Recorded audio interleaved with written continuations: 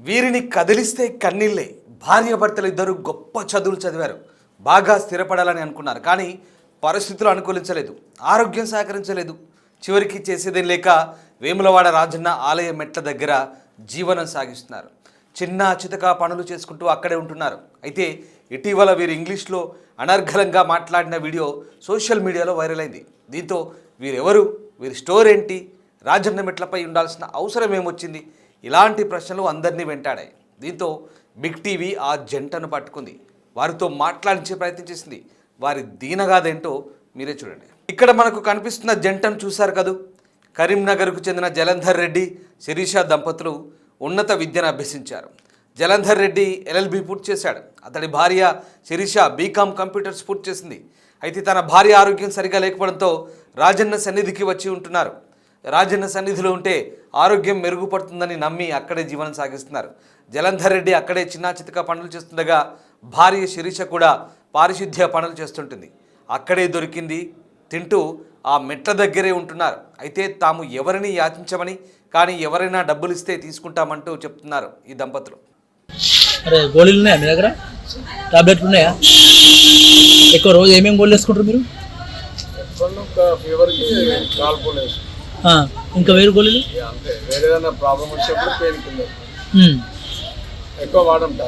తక్కువనే వాడతారు. ఆమె ఏమైనా గోళీలు వేసుకుంటారా?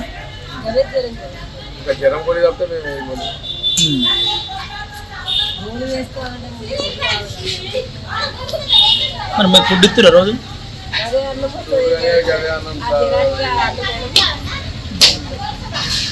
ఏమేం చేస్తారు మీరు?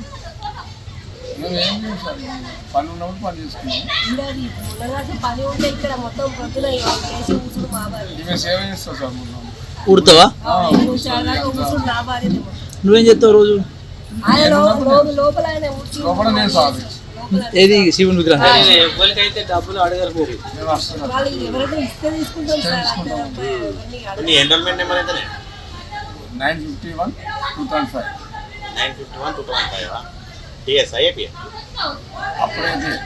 ఎన్ని సంవత్సరాలు 2005 బ్యాచ్ 951 ఉంటుందా డైరీలో నీ పేరు? ఏది మీ ఎన్రోల్మెంట్ నెంబర్ అడ్వకేట్ది? ఐడెంటిటీ కార్డు మీకు ఉందా? ఉంది సార్. ఇప్పుడు మీరు ఒకటి ఆఫర్ వచ్చింది, నేను వెళ్దామనే వరకు మీరు కాల్ చేశారు. నా కార్డు ఇచ్చి ఇంకోలా పంపించిన నా పార్సల్ ఇవ్వడానికి. అక్కడ పార్సల్ వచ్చింది ఒకటి. నీది ఏంది? ఎంత నెంబర్? ఎంత ఎన్రోల్మెంట్ నెంబరు? 951-2005. నేను శిరీష, నా పేరు. బీకామ్ కంప్యూటర్స్ చదువుకున్నాను సార్. ఇక్కడ నేను నా ఆరోగ్యం కోసం దేవుడి దగ్గర ఉంటున్నా సార్, అంతే. మేము వచ్చి సంవత్సరం అయిపోయింది. మేము ప్రాపర్ కరీంనగర్. మాది ఏం అడగడానికి రాలేదు. మేము దేవుడి దగ్గర మామూలుగా దేవుడి మీద నమ్మకంతోటే ఉంటున్నాం, అంతే.